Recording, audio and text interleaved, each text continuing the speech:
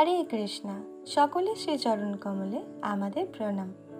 আগের পর্বে আমরা শ্রবণ করেছি গুরু মহারাজের মায়ের মৃত্যুর পর সকলের ভালোবাসা পাওয়ার সত্ত্বেও তিনি নিজেকে কতটা একা অনুভব করতেন এবং স্থানীয় কোনো বিদ্যালয় তার পছন্দ না হওয়ায় বাড়িতে কাউকে না বলে পাহাড়ের পাদদেশে আবাসিক স্কুলের উদ্দেশ্যে তিনি রওনা দিয়েছিলেন। আজকে আমরা তার পরবর্তী পর্ব শ্রবণ করব। হরে কৃষ্ণা।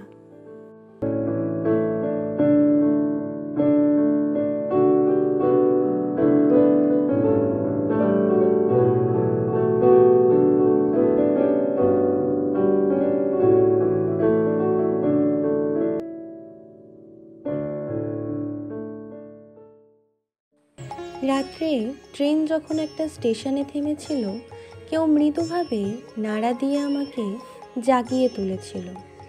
চোখ খুলে দেখলাম যে একজন পুলিশ অফিসার সহ কয়েকজন যাত্রী আমাকে ঘিরে দাঁড়িয়ে রয়েছে। পুলিশ অফিসারটি যখন আমাকে জিজ্ঞাসা করলেন আমি একা এইভাবে কোথায় যাচ্ছি, তখন আর তাকে মিথ্যে কথা বলার সাহস আমার হলো না। আমার কাহিনী শুনে সেই অফিসারটি আমাকে রেল স্টেশনের সংলগ্ন থানায় নিয়ে গিয়ে বাবাকে ফোন করলেন। আমি বাবার সঙ্গে কথা বলতে চাইনি, কিন্তু অফিসারটি যখন আমাকে জোর করলেন তখন আমি ফোনটা হাতে নিয়ে কান্নায় ভেঙে পড়েছিলাম। বাবাকে আমি কিছুই বলতে পারিনি। পুলিশ অফিসারটি বাবাকে সমস্ত পরিস্থিতি বুঝিয়ে বলেছিলেন। ফোনটা রেখে তিনি আমাকে বলেছিলেন যে আমাকে নেওয়ার জন্য আমার বাবা আসছেন। তারপর তিনি আমাকে স্টেশনের কাছেই তার বাড়িতে নিয়ে গিয়েছিলেন। তার স্ত্রী আমাকে খেতে দিয়েছিলেন এবং তারপর আমি ঘুমিয়ে পড়েছিলাম। পরের দিনও প্রায় সারাদিন আমি বিছানায় শুয়েছিলাম। সেই পুলিশ অফিসার ও তার স্ত্রী আমার প্রতি অত্যন্ত সুন্দর ব্যবহার করেছিলেন, কিন্তু তার সত্ত্বেও আমার মনে হয়েছিল আমি যেন আমার অপরাধের জন্য পুলিশের হাজতে বন্দী হয়ে আছি। সেই রাত্রে বাবা এসেছিলেন আমাকে ফিরিয়ে নিয়ে যেতে। ট্রেনে যেতে যেতে তার সঙ্গে আমার অনেক কথা হয়েছিল। আমি আমার মনের সব কথা তাকে খুলে বলেছিলাম। তিনি আমাকে বলেছিলেন আমাকে তিনি কত ভালোবাসেন আর আমার উপর তার কত আস্থা আছে। তিনি আমাকে আশ্বাস দিয়েছিলেন আমি যাই করে থাকি না কেন তিনি জানেন যে আমি খুব ভালো ছেলে, আমি কখনো কোনো খারাপ কাজ করতে পারি না। তিনি আমাকে মনে করিয়ে দিয়েছিলেন যে আমার মা আমাকে কত ভালোবাসতেন। মায়ের কথা শুনে তার বিচ্ছেদের বেদনায় আমি অনেকক্ষণ বাবার কোলে মাথা রেখে কেঁদেছিলাম।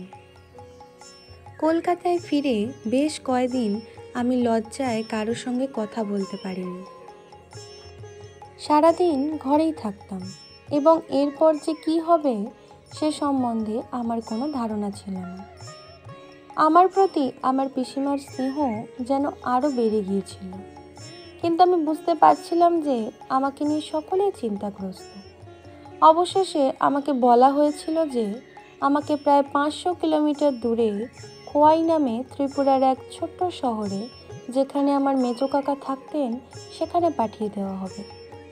একদিন সকালে মেজো কাকার এক কর্মচারী এসেছিলেন প্লেনে করে আমাকে সেখানে নিয়ে যাওয়ার জন্য। খোয়াই ছিল খোয়াই নামক এক নদীর তীরে অবস্থিত পাহাড় ঘেরা এক ছোট্ট শহর। শহরের বাসিন্দারা সকলেই প্রায় একে অপরকে চিনত আর সরল সুখী জীবনযাপন করত। আমার কাকা তার অন্য ভাইদের মতো কলকাতায় গিয়ে পড়াশোনা না করে ত্রিপুরায় গিয়ে ব্যবসা শুরু করেছিলেন। তিনি ত্রিপুরা থেকে কলকাতার বিভিন্ন জুট মিলে পাট সরবরাহ করতেন। খোয়াই শহরের সকলেই তাকে শ্রদ্ধা ও সমীহ করত। সেখানে গিয়ে প্রথমে আমার মনে হয়েছিল যে বাড়ি থেকে পালিয়ে যাওয়ার অপরাধে আমাকে সেখানে নির্বাসন দেওয়া হয়েছিল। কালক্রমে সেই ভাবনার পরিবর্তন হয়েছিল।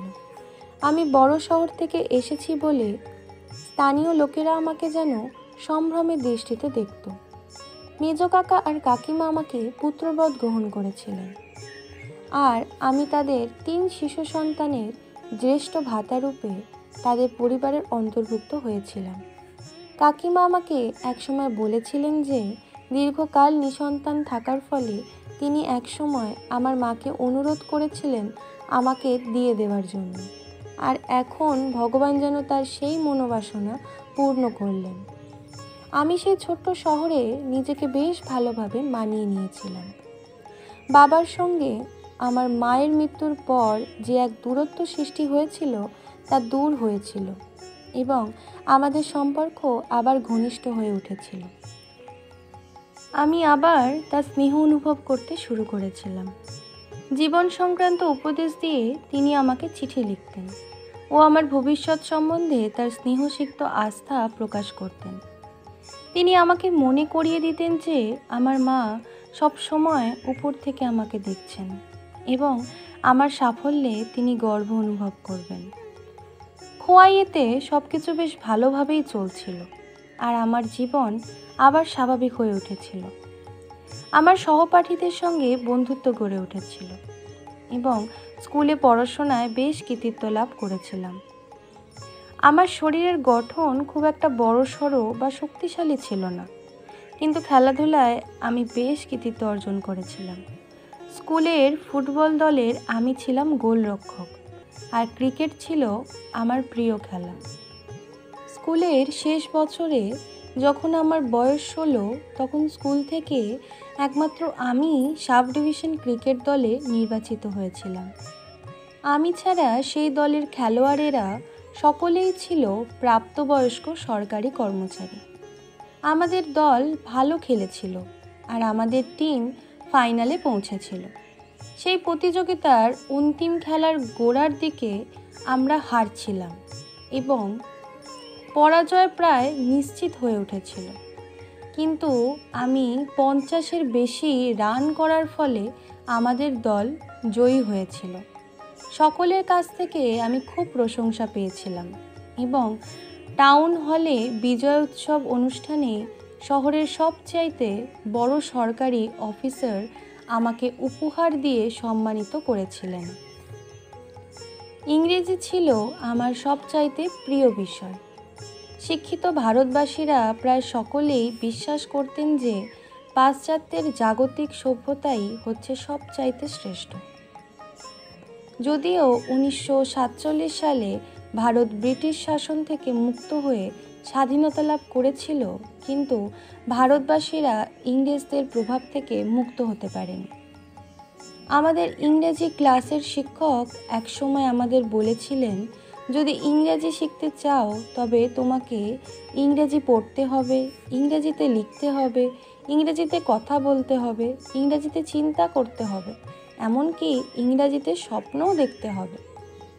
আমি তার সেই উপদেশ অনুসারে গভীরভাবে কঠোর পরিশ্রম করতাম আর চেষ্টা করতাম ইংরেজি ভাষা ভালোভাবে আয়ত্ত করতে।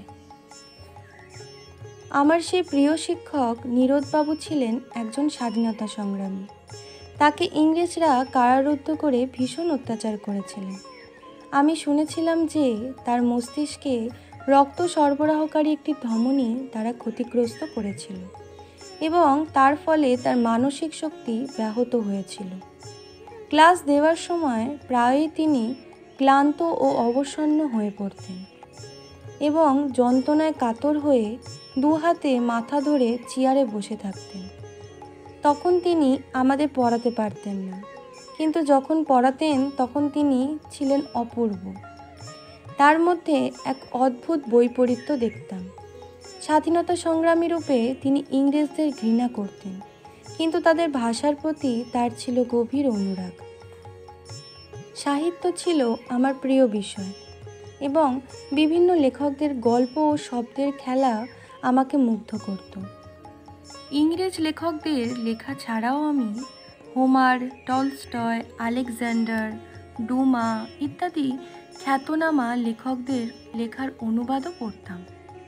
আমার ওপর তাদের প্রভাব এতই গভীর ছিল যে যদিও আমি স্বনামধন্য ভারতীয় লেখকদেরও গুণগ্রাহী ছিলাম, কিন্তু আমার একটা ভ্রান্ত ধারণা ছিল যে তাদের লেখাগুলি ছিল তাদের পাশ্চাত্যের পূর্বসূরিদের দ্বারা প্রভাবিত। পাশ্চাত্যের মহান লেখকদের সেই বইগুলি আমার মধ্যে সেই অদেখা জগৎকে দেখার ও তার অঙ্গীভূত হওয়ার এক অদম্য বাসনা জাগিয়েছিল। আমি অনুভব করতাম যে প্রকৃত জ্ঞান শুধুমাত্র স্কুলের 4 দেওয়ালের মধ্যে গ্রন্থ অধ্যয়ন করার মাধ্যমে অর্জিত হয় না, তা লাভ হয় দেশ ভ্রমণের দ্বারা ও সেই দেশগুলির মানুষের সঙ্গে মেলামেশার মাধ্যমে। সবসময় মনে হতো আমাকে ঘর থেকে বেরিয়ে বাইরের জগৎটা দেখতে হবে। হরে কৃষ্ণ। আজকে আমরা শ্রবণ করলাম খোয়াইয়ে পড়াশোনা করার সময় গুরু মহারাজের পাশ্চাত্য জগতের প্রতি এক আলাদাই আকর্ষণ তৈরি হয় এবং তিনি চান বাইরের জগৎকে জানতে।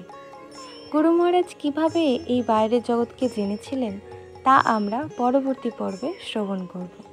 হরে কৃষ্ণ। জয় শ্রীল প্রভুপাদ।